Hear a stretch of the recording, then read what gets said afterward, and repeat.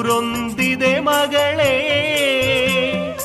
ಆ ಊರಲ್ಲಿ ಪುಣ್ಯಕ್ಷೇತ್ರ ಒಂದಿದೆ ಓ ಮುದ್ದಿನ ಮಗಳೇ. ಅಲ್ಲಿ ನೆಲೆಸಿ ಇರುವಳು ಎಲ್ಲ ಲೋಕದ ಮಹತಾಯಿ, ಭಕುತಾ ಜನರ ಕುಲವನು ಕಾಯುವ ದೇವಿ ಮೂಕಾಂಬಿಕೆ. ಯಾರಿಗೆ ಅವಳೋ ಮಹತಾಯಿ ಎಂದು ಹೇಳು ನನ್ನಪ್ಪ, ನನ್ನಂತೆ ಒಂದು ಪುಟ್ಟ ಮಗಳು ಅವಳಿಗೆ ಇರುವಳೋ. ಹೇಳುವೆ ಮಗಳೇ ಕೊಲ್ಲೂರ ತಾಯಿಯ ಕಥೆ ಕೇಳು ನೀನು, ಕೇಳಿದ ಕೂಡಲೇ ಆ ಮಹಮಾಯೆ ಮನಸ್ಸಲ್ಲಿ ನೆಲೆಸುವಳು. ಹಿಂದಿನ ಕಾಲದೆ ಕಂಹಾಸುರನೆಂಬ ಕ್ರೂರ ದೈತ್ಯನಿದ್ದ, ಅವನ ಜೊತೆಯಲ್ಲಿ ಮತ್ತೆ ಅನೇಕ ದೈತ್ಯರು ಇದ್ದರು.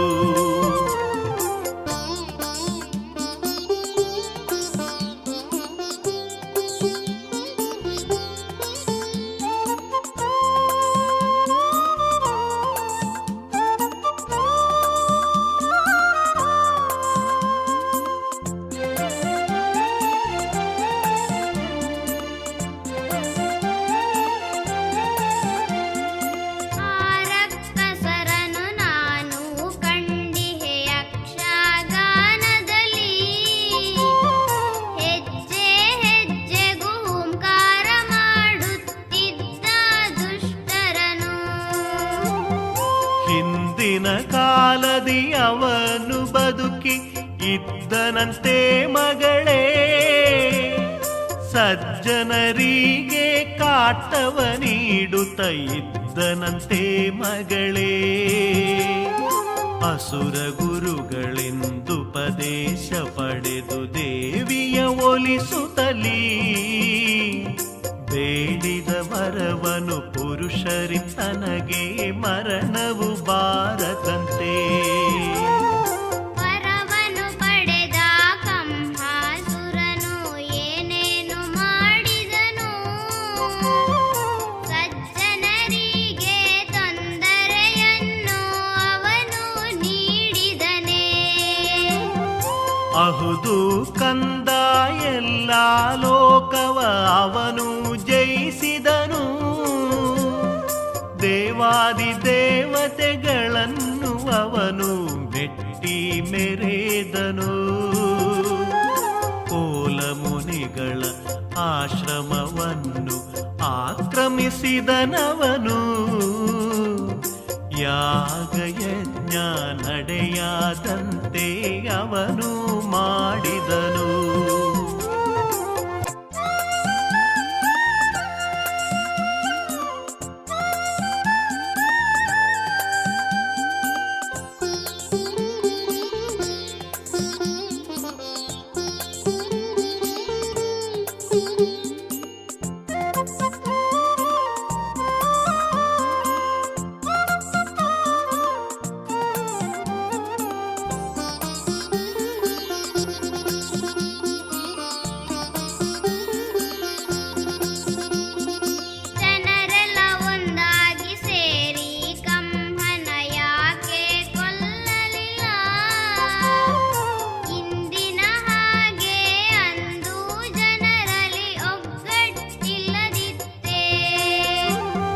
ಹದಿನಾಲ್ಕು ಲೋಕದಲ್ಲಿರುವವರು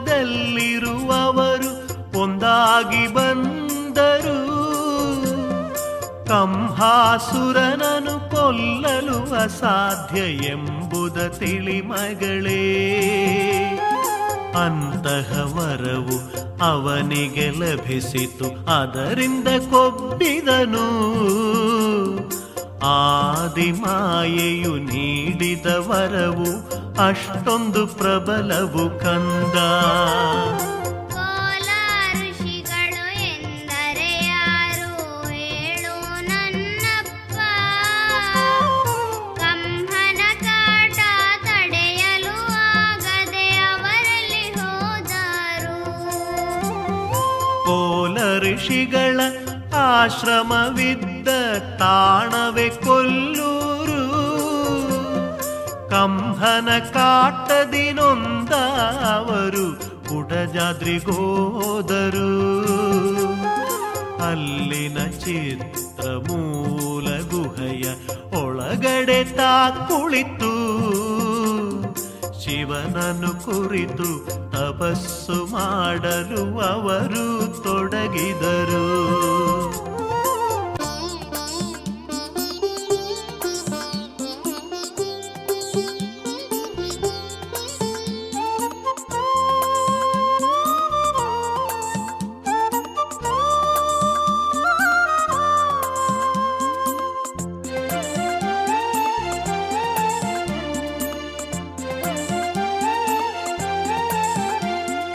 ಮತ್ತೇನಾಯಿತು ಕಂಹನ ಕೊಲ್ಲಲು ಯಾರೂ ಇಲ್ಲದಾಯಿತೇ? ಮುಂದೇನಾಯಿತು ಎಂಬುದ ತಿಳಿಯುವ ಆಸೆ ಇದೆಯಪ್ಪ. ಕಂಹನ ಕಾಟವ ತಡೆಯಲಿಕ್ಕಾಗದೆ ಅವನ ಕೊಲ್ಲಲಿಕ್ಕಾಗಿ ಸುರರಲ್ಲ ತ್ರಿಮೂರ್ತಿಗಳ ಬಳಿಗೆ ಮೊರೆ ಹೋದರು ಮಗಳೇ. ಅಸುರನ ಹಾವಳಿಯಿಂದ ನಿಮಗೆ ವಿಮುಕ್ತಿ ಕೊಡುವೆವೆಂದು ತ್ರಿಮೂರ್ತಿಗಳು ಸುರರಿಗೆ ಆಗಲೇ ಕೊಟ್ಟರು ಅಭಯವನು. ತ್ರಿಮೂರ್ತಿಗಳು ಎಂದರೆ ಯಾರೋ ಎಂದು ಹೇಳಪ್ಪ. ಅವರು ಮಾಡುವ ಕೆಲಸ ಏನು ಎಂಬುದ ತಿಳಿಸಪ್ಪ. ಬ್ರಹ್ಮ ವಿಷ್ಣು ಪರಮೇಶ್ವರರೇ ತ್ರಿಮೂರ್ತಿಗಳು ಮಗಳೇ. ಲೋಕದ ಸೃಷ್ಟಿ ಸ್ಥಿತಿ ಲಯಕಾರರು ಅವರು ತಿಳಿಮಗಳೇ. ಅವರು ತಿಳಿಮಗಳೇ. ಕಂಹಾಸುರನ ಕೊಲ್ಲಲು ಅವರು ಮಾತೆಯ ಸ್ಮರಿಸಿದರು. ಎಲ್ಲ ಲೋಕವ ಉದ್ಧರಿಸಲಿಕ್ಕೆ ಅವಳನ್ನು ಒಲಿಸಿದರು.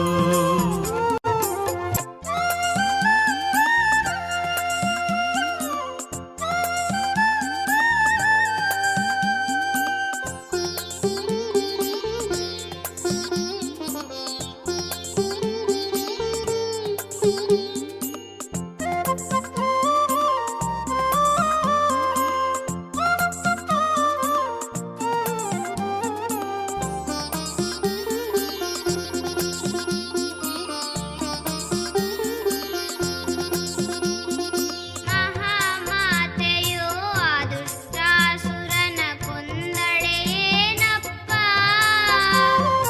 ಅಸುರನ ಹಾವಳಿಯಿಂದ ಲೋಕಕ್ಕೆ ಬಿಡುಗಡೆ ದೊರೆಯಿತೆ. ಕಂಹಾಸುರನನು ಕೊಲ್ಲಲು ಮಾತೆಯು ಬರುತ್ತಿಹಲೆಂದರಿತು. ಅಸುರರ ಗುರು ಶುಕ್ರಾಚಾರ್ಯರು ಎಚ್ಚರ ವಹಿಸಿದರು. ನೀನು ನಂಬಿದ ಶಕ್ತಿಯೇ ನಿನಗೆ ಮುನಿದಿರುವಳು ಎಂದು ಕಂಹಗೆ ವಿಷಯ ತಿಳಿಸಿ ಮುನ್ನೆಚ್ಚರಿಕೆ ಇತ್ತರು. ನಂತರ ಕಂಹಾಸುರನ ಕಥೆಯು ಏನಾಯಿತು ಅಪ್ಪ? ಗುರುಗಳು ಹೇಳಿದ ಮಾತನು ಕೇಳಿ ಹೆದರಿದನೇ ಅವನು. ಮಹಾಮಾಯೆಯ ತನ್ನನು ಕೊಲ್ಲಲು ಬರುವಳು ಎಂದರಿತು. ಮರಣವೇ ಇಲ್ಲದ ವರವನು ಪಡೆಯಲು ಅವ ತೀರ್ಮಾನಿಸಿದ. ಅದಕ್ಕಾಗಿ ಶಿವನನ್ನು ತಪ ಮಾಡಿ ಮೆಚ್ಚಿಸಿ ವರವ ಪಡೆಯಲೆಂದು ಅವನು ತಪಸ್ಸಿಗೆ ಕುಳಿತನು ಋಷ್ಯ ಮೂಕಾದ್ರಿಯ ಮೇಲೆ.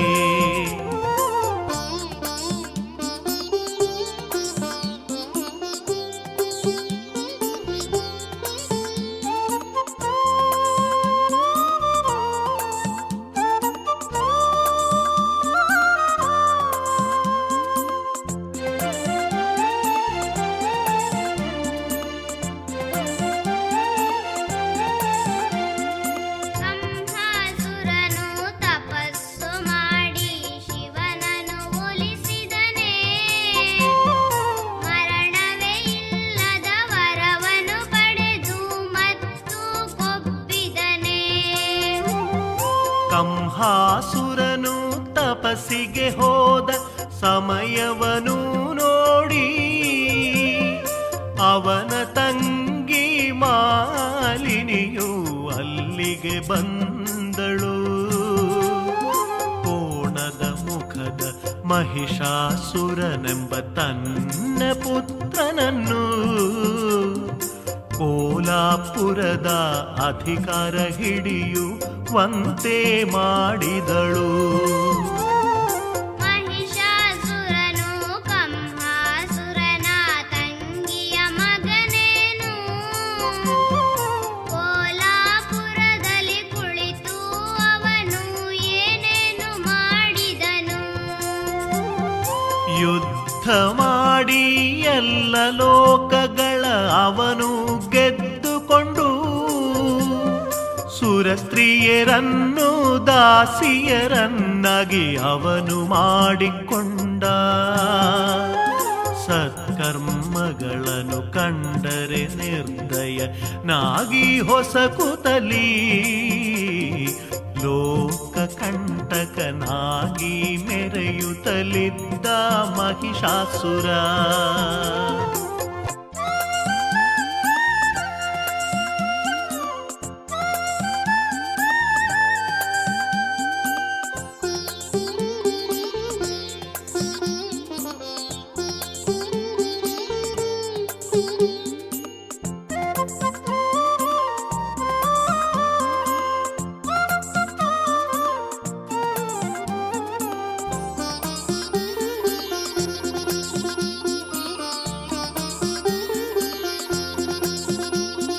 ಮದವು ತುಂಬಿದ ಮಹಿಷಾಸುರನಿಗೆ ಎದುರೇ ಇಲ್ಲದಾಯಿತೆ. ತ್ರಿಮೂರ್ತಿಗಳು ಕೂಡ ಅವನನ್ನು ಕಂಡು ಹೆದರಿದರೆ ಅಪ್ಪ. ಸುರರು ಮುನಿಗಳು ಕಂಗಾಲಾಗಿ ತ್ರಿಮೂರ್ತಿಗಳ ಬಳಿಗೆ ಬಂದು ಮಹಿಷನ ಹಾವಳಿಯಿಂದ ರಕ್ಷಣೆ ಬೇಡಿದರು. ವರಬಲದಿಂದ ಸೊಕ್ಕಿದ ಮಹಿಷನ ಕೊಲ್ಲಲು ಅಸಾಧ್ಯವೆಂದು ತ್ರಿಮೂರ್ತಿಗಳು ಹೇಳಿದರು ಶ್ರೀದೇವಿಯ ಪ್ರಾರ್ಥಿಸಲು.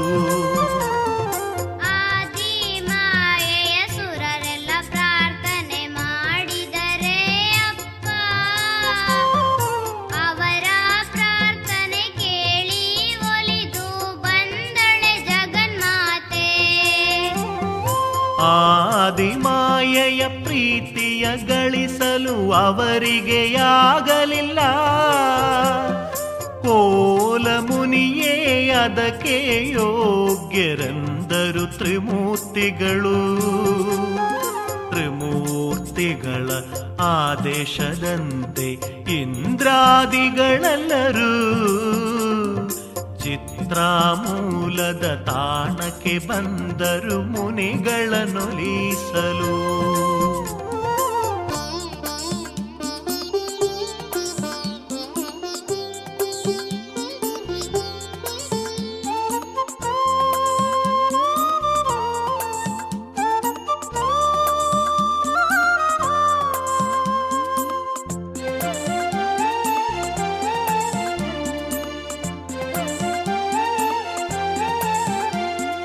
ಕೋಲ ಮುನಿಗಳು ಪ್ರಾರ್ಥನೆ ಮಾಡಲು ಮಾತೆಯು ಒಲಿದಳೆನು. ಮಹಿಷನ ದಮನಕ್ಕೆ ಅವತಾರ ತಾಳಿಯಾಗಲೇ ಬಂದಳೇನು. ಕೋಲ ಮುನಿಗಳು ಪ್ರಾರ್ಥನೆ ಮಾಡಿದ ಆ ಕ್ಷಣದಲ್ಲಿ ಜ್ಯೋತಿ ಸ್ವರೂಪಿಣಿ ಪ್ರತ್ಯಕ್ಷಳಾಗಿ ಅವರೆದುರು ನಿಂತಳು. ಜಗತ್ತಿಗೆ ಒದಗಿದ ದುರ್ಗತಿಯನ್ನು ತಿಳಿದು ಘರ್ಜಿಸಿದಳು. ಮಹಿಷನ ಎದುರಿಸಿ ಯುದ್ಧವ ಮಾಡಿ ಅವನನ್ನು ಭಜಿಸಿದಳು. ತಪಸ್ಸಿಗೆ ಹೋದ ಕಂಹಾಸುರನ ವಿಷಯವು ಏನಾಯಿತು. ಅವನ ತಪಸ್ಸಿಗೆ ಶಿವನ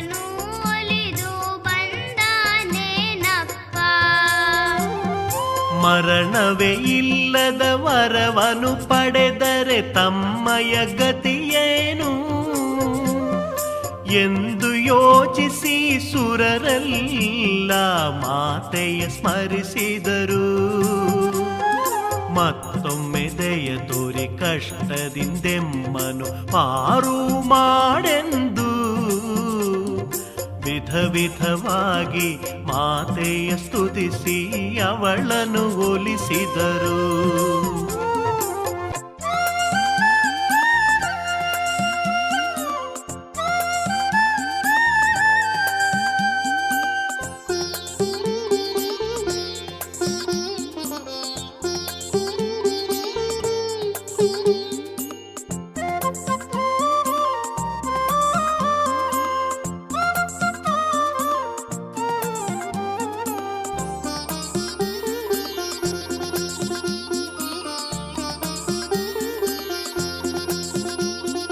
ಒಲಿದು ಬಂದ ಮಹಾಮಾಯೆ ತಾಯಿ ಏನು ಮಾಡಿದಳು? ಕಂಹಾಸುರನ ಜತೆಯಲ್ಲಿ ಅವಳು ಯುದ್ಧವ ಮಾಡಿದಳೆ. ಕಂಹಾಸುರನ ಜಿಹ್ವೆಲಿ ನಿಂತು ಆದಿಮಾಯೆಯು ಅವನ ಜಿಹ್ವೆಗೆ ಜಡತೆ ತಂದಳು ಮಾಯಾರೂಪದಲ್ಲಿ. ಕಂಹನ ತಪಸ್ಸಿಗೆ ಒಲಿದ ಶಿವನು ವರವನು ಬೇಡೆಂದು ಕಾದು ನಿಂತನು ಕಂಹಾಸುರನಿಗೆ ವರವನು ನೀಡಲೆಂದು. ಏನೆಂದು ವರವನು ಬೇಡಿದ ಕಂಹಾಸುರನು ಶಿವನಲ್ಲಿ? ಜಡವಾದ ಅವನ ನಾಲಿಗೆ ಮತ್ತೆ ಸರಿಯಾಯಿತೆ ಅಪ್ಪ. ಆದಿಶಕ್ತಿವಾಗೀಶ್ವರಿಯ ಮಹಾಮಾಯೆಯಿಂದ ಮಹಾಪರಾಕ್ರಮಿ ಕಂಹಾಸುರನು ಮೂಕನಾಗಿ ನಿಂತ. ಇದರಿಂದವನಿಗೆ ವರಗಳ ಬೇಡಲು ಅಸಾಧ್ಯವಾಯಿತು. ವರಗಳ ನೀಡಲು ಕಾದು ಕಾದು ಮಾಯಾದ ಶಿವನು.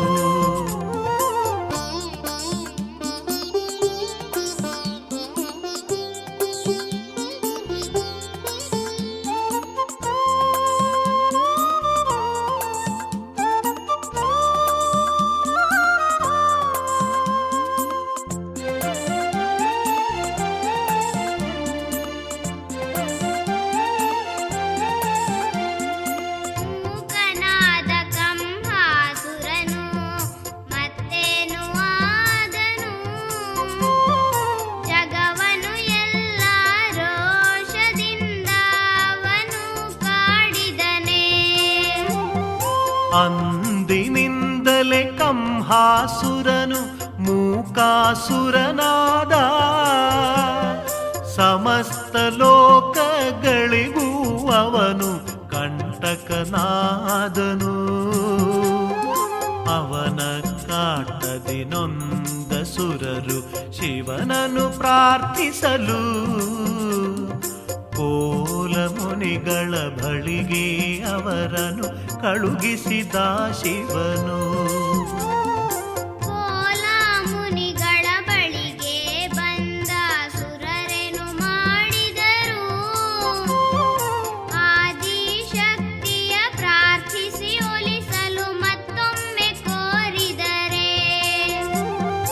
ಆದಿಶಕ್ತಿಯ ಕೋಲ ಮಹರ್ಷಿಯು ಮನಸಾರೆ ಪ್ರಾರ್ಥಿಸಲು ಆ ಮಹಾಮಾತೆಯು ಪ್ರತ್ಯಕ್ಷಳಾಗಿ ಅಭಯವ ನೀಡಿದಳು. ಯುದ್ಧ ಮಾಡಿ ಅಸುರನ ತಲೆಯನ್ನು ಕಡಿಯುವ ಸಮಯದಲ್ಲಿ ಮರಳಿ ಅವನಿಗೆ ವಾಕ್ಶಕ್ತಿ ನೀಡಿ ಕೊನೆಯಾಸೆ ಕೇಳಿದಳು.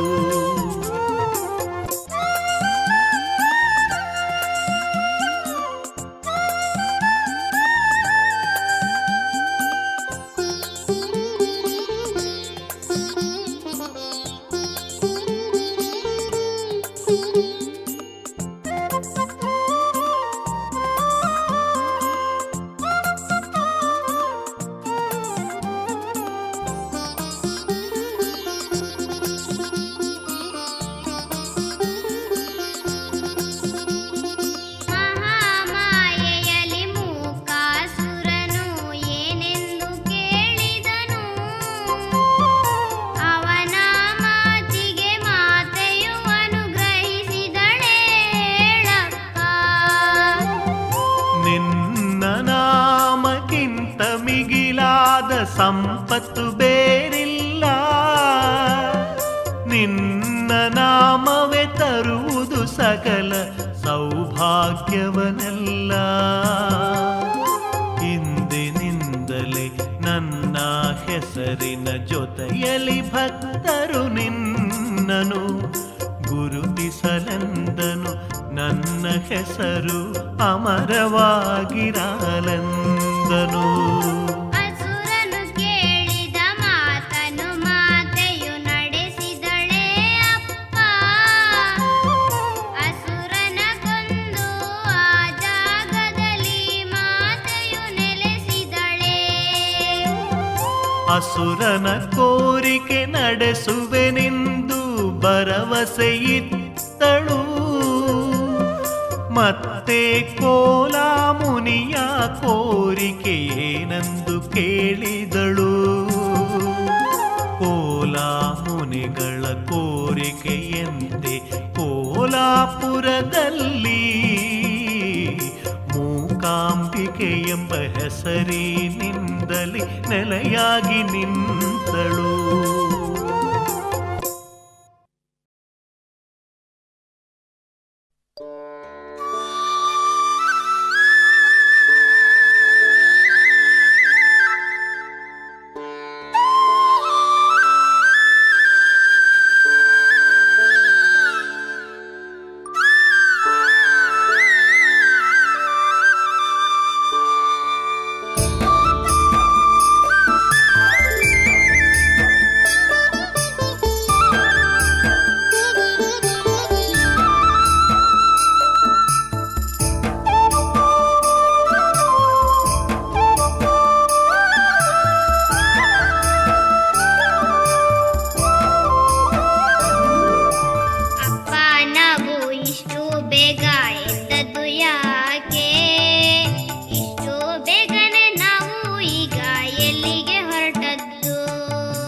ನಿನ್ನೆ ಕೇಳಿದ ಪ್ರಶ್ನೆಯೆಲ್ಲ ಮರೆತಿಹೆಯ ನೀನು.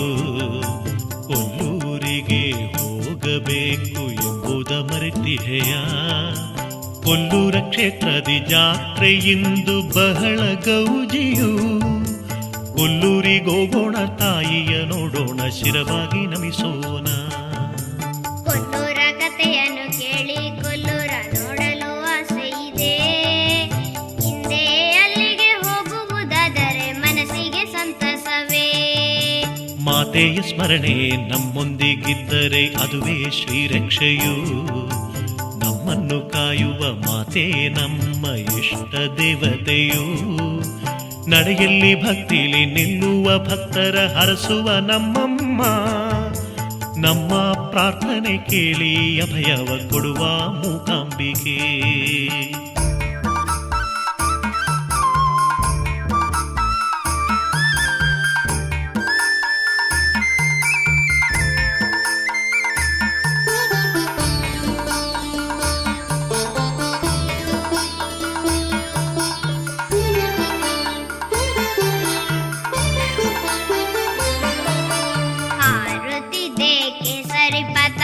ಎಲ್ಲೆಲ್ಲೂ ನೋಡಿದರು ಕೇಸರಿ ಪತಾಕೆ, ಅಲ್ಲಲ್ಲಿ ಯಾಕೆ ಹಾಕಿದ್ದಾರೆ ಅಪ್ಪ. ಕೇಸರಿ ಪತಾಕೆ ಮಧ್ಯದಿ ಇದು ನೋಡು ಓಂಕಾರ ಸ್ವರನಾದ. ಓಂಕಾರ ಸ್ವರದಿ ಮಹಾಮಾಯೆಯ ಜನನವಾಯಿತಂತೆ. ಓಂಕಾರ ಸ್ವರದಿ ಈ ಲೋಕವೆಲ್ಲ ಸೃಷ್ಟಿಯಾಯಿತಂತೆ. ಓಂಕಾರ ಸ್ವರದಿ ಸತ್ಯ ಧರ್ಮ ನೆಲೆಸಿರುವುದಂತೆ. ಓಂಕಾರ ಸ್ವರಕ್ಕೆ ಅಷ್ಟೊಂದು ಬಲವು ಇದೆಯೇ ಹೇಳಪ್ಪ. ಹಾಗಾದ್ರೆ ನಾನು ನಿತ್ಯವೂ ಅದನ್ನು ಜಪಿಸಲೇನಪ್ಪ. ಓಂಕಾರ ಸ್ವರವನ್ನು ನಿತ್ಯವೂ ಜಪಿಸಲು ಎಂದೆಂದು ಆನಂದವೇ. ನಮ್ಮ ಮನಸ್ಸಿನ ಒಳಗೆ ಶಾಂತಿ ನೆಮ್ಮದಿ ನೆಲೆಸುವುದು.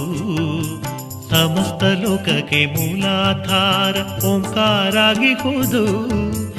ಓಂಕಾರದಲ್ಲಿಹುದು ಸರಿಮ ಪನಿಸ ಸುಮಧುರ ಸ್ವರ.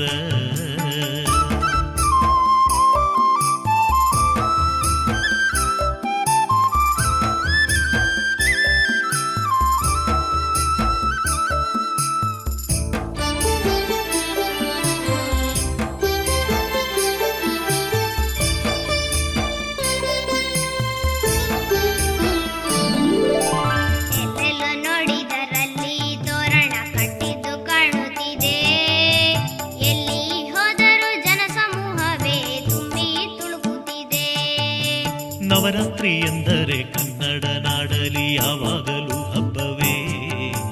ನಾಡಿನ ಎಲ್ಲೆಡೆಯಲ್ಲೂ ವಿಶೇಷ ಗೌಜಿ ಸಂಭ್ರಮವೇ.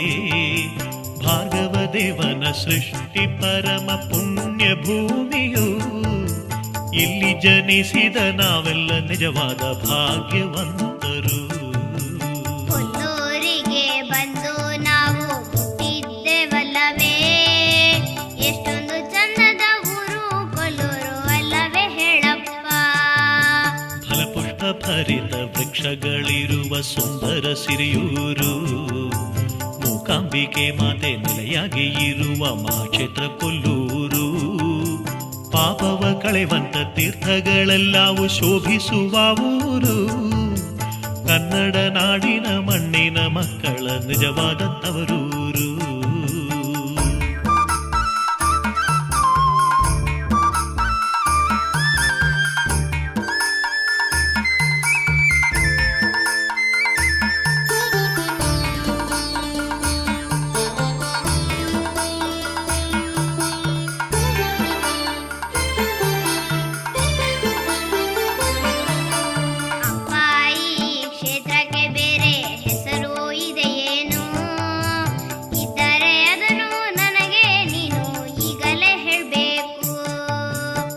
ಯುಗದಲ್ಲಿ ಇದರ ಹೆಸರು ಮಹಾರಣ್ಯಪುರವೆಂದು, ನಂತರ ಇದರ ಹೆಸರು ಕೋಲಾಪುರ ಎಂದಾಯಿತು. ಕೋಲಾಪುರವೇ ಕಲಿಯುಗದಿ ಕೊಲ್ಲೂರೆಂದಾಯಿತು. ನಂಬಿದ ಭಕ್ತರಿಗೆ ಇಂಬನ್ನು ಕೊಡುವ ಕ್ಷೇತ್ರವಾಯಿತು. ಕಣ್ಮನವನ್ನು ತಣಿಸುವ ಈ ನದಿಯ ಹೆಸರೇನು?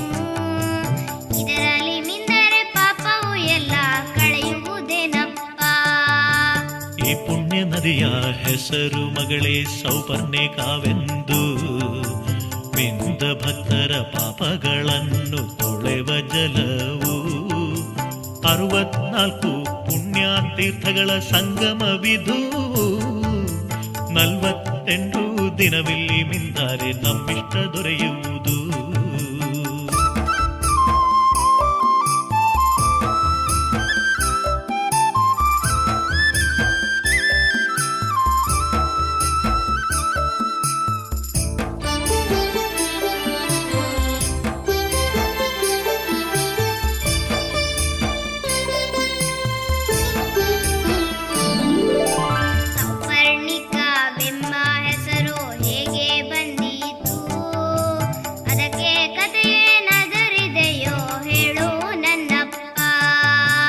ಹಿಂದಿನ ಕಾಲದೇ ಈ ನದಿ ತೀರದಿ ಸುವರ್ಣನೆಂಬವನು ತಪಸ್ಸು ಮಾಡಿದ ಹೆತ್ತವರಿಗೆ ಮೋಕ್ಷವ ದೊರಕಿಸಲು ಮಾತೆಯ ಸಿದ್ಧಿಸಿ ಇಷ್ಟಾರ್ಥ ಪಡೆದನು ಸುವರ್ಣನಂದು. ಅನಂತರ ಈ ನದಿಗೆ ಸೌಪರ್ಣಿಕವೆಂಬ ಹೆಸರಾಯಿತು. ಮೂಕಾಂಬೆ ಕ್ಷೇತ್ರಕ್ಕೆ ನಾವು ಬಂದು ಹುಟ್ಟಿದ್ದೇವಲ್ಲವೇ, ಮೂಕಾಂಬೆ ತಾಯಿ ಕುಳಿತಿಹ ದಿವ್ಯ ಅರಮನೆ ಇದು ತಾನೇ. ಪರಶುರಾಮನ ಸೃಷ್ಟಿಯಲ್ಲಿ ಇದು ಸಿದ್ಧಿ ಕ್ಷೇತ್ರ. ಪಶ್ಚಿಮ ಘಟ್ಟದ ತಪ್ಪಲಿನಲ್ಲಿ ಶೋಭಿಸುವ ಕ್ಷೇತ್ರ. ಅಲ್ಲಿ ನೋಡು ಕುಡಜಾದ್ರಿ ಎಂಬ ದಿವ್ಯಗಿರಿಯು. ಅದನ್ನೇ ಸಂಜೀವಾದ್ರಿ ಎಂದು ಎಲ್ಲರೂ ಹೇಳುವರು.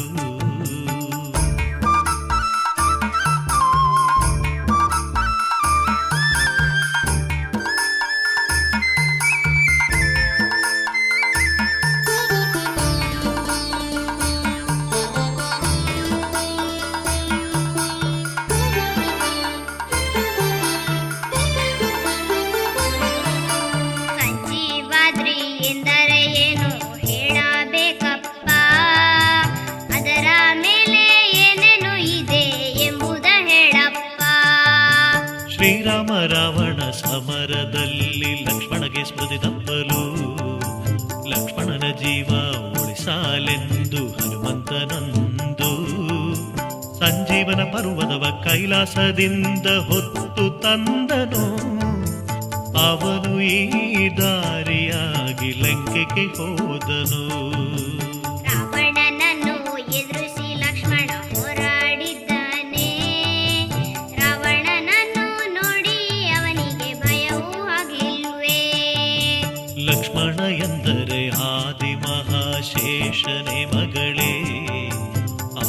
ವೀರರು ಏಳೇಳು 14 ಲೋಕದಲ್ಲಿರಲಿಲ್ಲ. ಲಕ್ಷ್ಮಣನೇ ಶ್ರೀರಾಮನ ಗೆಲುವಿಗೆ ಶ್ರಮಿಸಿದವನು. ಇಂದ್ರಜಿತು ಅಧಿಕಾಯರನು ಯಮಪುರ ಕಟ್ಟಿದವನು.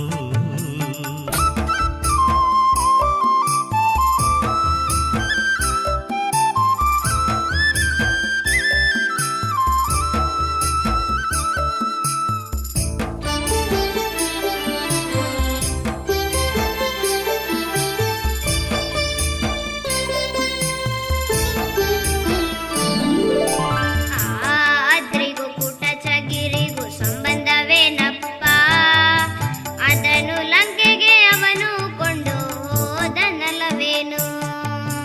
ಹನುಮ ಅದನು ಲಂಕೆಗೆ ಕೊಂಡು ಹೋಗುತ್ತಿರಲು ಗಿರಿಯ ಒಂದು ಬದಿಯು ಮುರಿದು ಇಲ್ಲಿ ಬಿದ್ದಿತಂತೆ. ಸಂಜೀವಾದ್ರಿ ಕೂಡ ಜಾದ್ರಿ ಎಂಬ ಹೆಸರಿನಲ್ಲಿ ಅದುವೇ ಪ್ರಸಿದ್ಧವಾಯಿತಂತೆ ನನ್ನ ಮುದ್ದು ಮಗಳೇ. ಜೀವನ ಮೂಲಿಕೆ ಎಂದರೆ ಏನು ಹೇಳಪ್ಪ, ಅದನ್ನು ಯಾಕೆ ಬಳಸುವರೆಂದು ನನಗೆ ತಿಳಿಸಪ್ಪ. ಸತ್ತವರನ್ನು ಬದುಕಿಸಲು ಅದ ಉಪಯೋಗಿಸುವರಂತೆ. ಅದನ್ನು ಕಂಡವರಿ ಕಲಿಯುಗದಲ್ಲಿ ಯಾರೂ ಇಲ್ಲವಂತೆ. ಸತ್ಯ ಧರ್ಮಾದಿ ನಡೆಯುವವರಿಗೆ ಕಾಣಲುಬಹುದು, ಅಂತವರಿಗೆ ಯಾರೂ ಇಲ್ಲೆಂದು ದೃಢವಾಗಿ ಹೇಳಬಹುದು.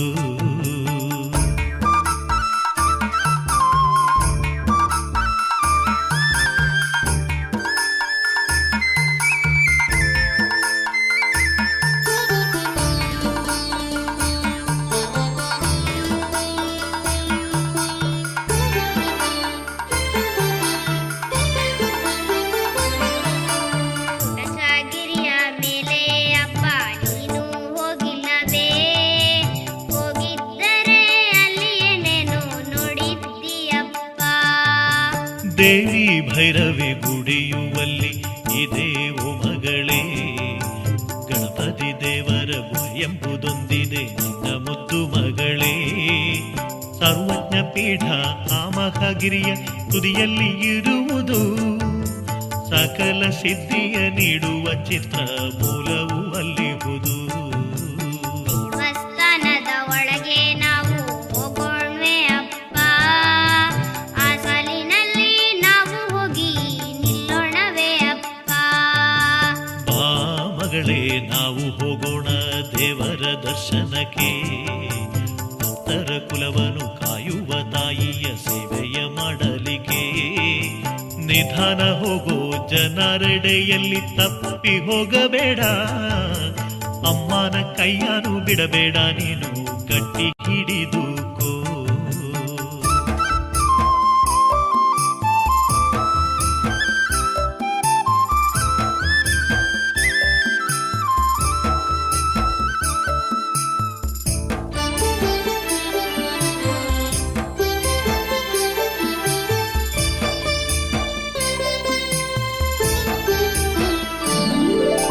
ಗರ್ಭಗುಡಿಯ ಒಳಗೆ ಲಿಂಗ ಒಂದು ಕಾಣುತ್ತಿದೆ.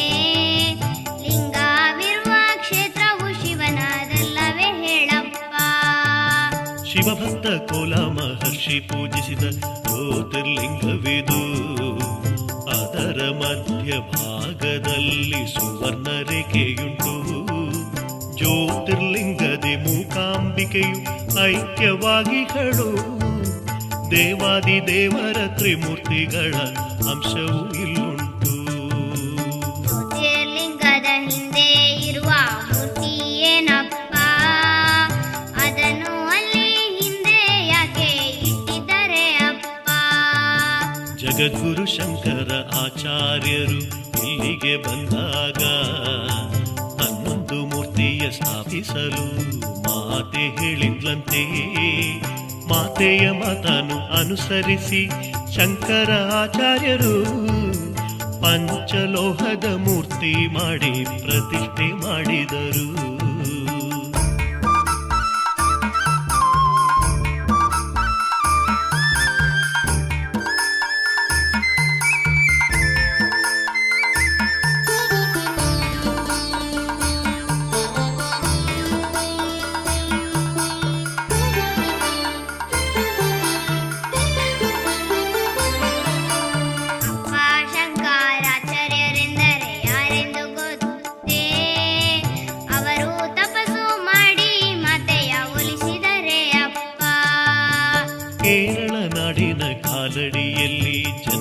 ತಾಳಿದವರು.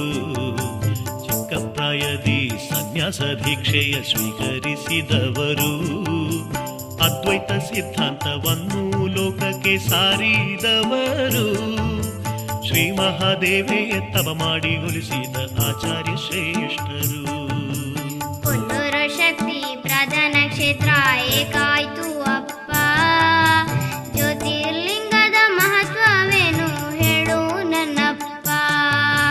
ತಾಯಿ ಐಕ್ಯ ಆದ ಜ್ಯೋತಿರ್ಲಿಂಗದ ಎಡಭಾಗವು ಅಧಿಕವಾಗಿ ಇರುವುದರಿಂದ ಶಕ್ತಿ ಪ್ರಧಾನವಾಯ್ದು. ಲಿಂಗದ ಮೇಲೆ ಶಿವನೇ ಕೆತ್ತಿಹ ಶ್ರೀಚಕ್ರವೂ ಇದೆ. ಜಗದಲ್ಲೇ ಅಪೂರ್ವವಾಗಿ ಸುವರ್ಣ ರೇಖೆಯೂ ಇದೆ.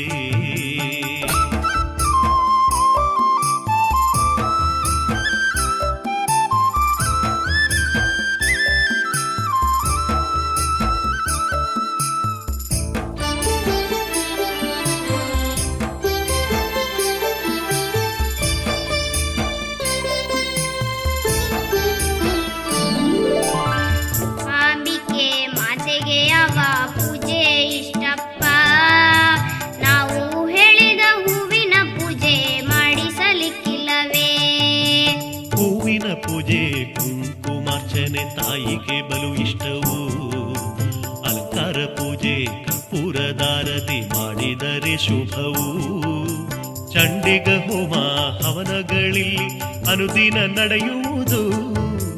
ವಿಧ ವಿಧ ಸೇವೆಯ ಭಕ್ತರು ಇಲ್ಲಿ ನಿತ್ಯವೂ ನಡೆಸುವರು. ಸರ್ವಾಲಂಕಾರ ಭೂಷಿತೆಯಾಗಿ ಕುಳಿತ ನಮ್ಮಮ್ಮ ಮುಗುಳು ನಗುತ್ತಾ ನಮ್ಮನ್ನೇ ಹತ್ತಿರ ಕರೆಯುತ್ತಿಹಳು. ಸಾವಿರ ಕಣ್ಣುಗಳಿದ್ದರೂ ಸಾಲದು ಮಾತೆಯ ನೋಡಲು. ಸಾವಿರ ಕರ್ಣಗಳಿದ್ದರೂ ಸಾಲದು ಸ್ತುತಿಯ ಕೇಳಲು. ಸಾವಿರ ನಾಲಗೆ ಇದ್ದರೂ ಸಾಲದು ಮಹಿಮೆಯ ಹೊಗಳಲು. ಸಾವಿರ ಜನ್ಮ ಪಡೆದರೂ ಸಾಲದು ಸೇವೆಯ ಮಾಡಲು.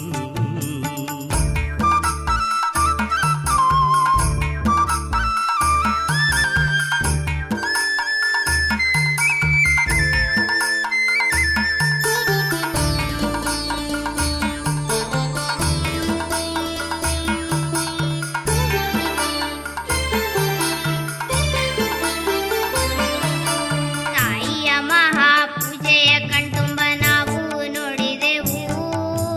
ಮಂಗಳಾರತಿ ಪಡೆದು ನಾವು ಮಾತೆಗೆ ವಂದಿಸೋಣ. ವಿದ್ಯೆ ಬುದ್ಧಿ ಕೊಡು ಎಂದು ಮಾತೆಯ ಸುಂದರ ನಡೆಯಲ್ಲಿ ಕರಗಳ ಚಾಚಿ ಬೇಡು ಭಕ್ತಿ ತುಂಬಿದ ಮನಸ್ಸಲ್ಲಿ. ಏಳೇಳು ಜನ್ಮದಿ ಕೊಲ್ಲೂರ ಕ್ಷೇತ್ರಕ್ಕೆ ಬರುವ ಭಾಗ್ಯವನು ಒದಗಿಸು ನಮಗೆಂದು ತಾಯಿಯ ಚರಣದಿ ಮಗಳೇ ನೀ ಬೇಡು. ಅಪ್ಪನು ಹೇಳಿದ ಹಾಗೆಯೇ ನಾನು ಬೇಡಿಕೊಂಡೆನು. ಎಂದೆಂದು ನಮ್ಮನ್ನು ಕೈ ಹಿಡಿದು ಕಾಯೆಂದು ಪ್ರಾರ್ಥಿಸಿದೆನು.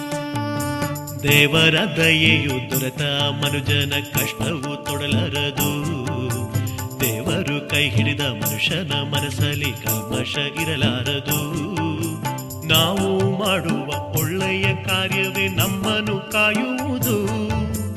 ಮನಸ್ಸಿನ ಒಳಗಿನ ಕಣ್ಣಿಗೆ ಸರಿಯಾದ ದಾರಿಯ ತೋರುವುದು.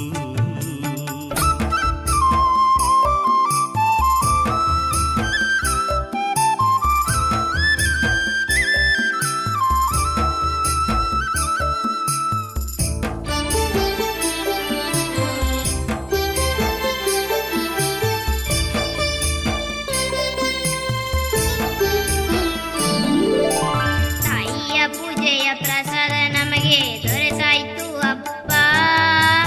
ಇನ್ನು ನಾವು ಊಟ ಮಾಡಲು ಹೋಗೋಣವೇ ಅಪ್ಪ. ತನ್ನನ್ನು ನೋಡಲು ಬರುವ ಭಕ್ತರು ಊಟವನ್ನು ಮಾಡಿ ಸಂತಸ ಪಡುವುದ ಕಾಣುವುದೇ ನಮ್ಮ ತಾಯಿಯ ಆಸೆ.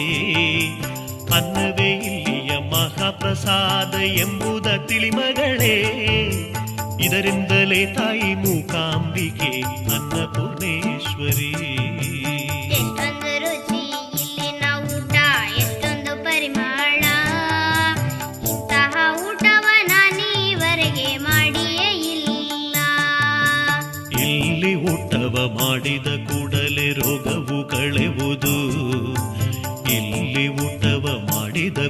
ಬಂದಲೆ ಕಷ್ಟವು ದೂರಾಗುವುದು. ಇಲ್ಲಿ ಊಟವ ಮಾಡಲು ಮನಸ್ಸಿಗೆ ತೃಪ್ತಿಯು ಸಿಗುವುದು. ಇಲ್ಲಿ ಊಟವ ಮಾಡಲು ಆತ್ಮಗೆ ಬಲವು ಬರುವುದು.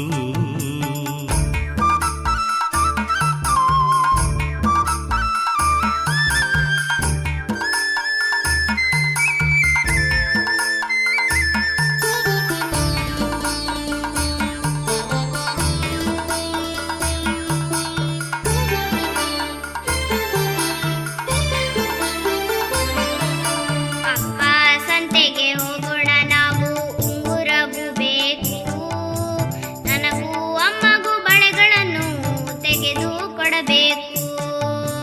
ಬಾ ಮಗಳೇ ನಿನಗೆ ಬೇಕಾದುದನ್ನೆಲ್ಲ ತೆಗೆದುಕೋ. ಮೂಕಾಂಬಿಕೆ ದೇವಿ ಕಥೆಯ ಪುಸ್ತಕ ನೀನು ತೆಗೆದುಕೋ. ಭಕ್ತಿಗೀತೆ ಧ್ವನಿ ಮುದ್ರಿಕೆ ತೆಗೆದುಕೋ ಮಗಳೇ. ಇನ್ನು ತಡ ಮಾಡದೆ ನಾವು ಊರಿಗೆ ಹೋಗೋಣ. ಮಾತೆಯ ಸನ್ನಿಧಿಯಲ್ಲಿ ನಿಂತು ನಾನು ಪ್ರಾರ್ಥಿಸುವೆ, ಮುಂದಿನ ನವರಾತ್ರಿಗಿಲ್ಲಿ ಬರುವ ಭಾಗ್ಯವ ನೀಡಲು. ಕನ್ನಡ ನಾಡಿನ ಮಕ್ಕಳ ತವರು ಕೊಲ್ಲೂರು ಓ ಕಂದ. ಕನ್ನಡ ನಾಡಿನ ಜನರ ಕುಲದೇವಿ ಮೂಕಾಂಬಿಕೆ ತಾಯಿ. ನಾವಲ್ಲಿ ಇದ್ದರೂ ನಮ್ಮ ಬಿಡದೆ ಕಾಯುವ ಮಾತೆಯು, ಮಮತೆಯಿಂದಲೇ ನಮ್ಮನ್ನು ನಿತ್ಯವೂ ಹರಸಿ ತೊರೆಯುವಳು.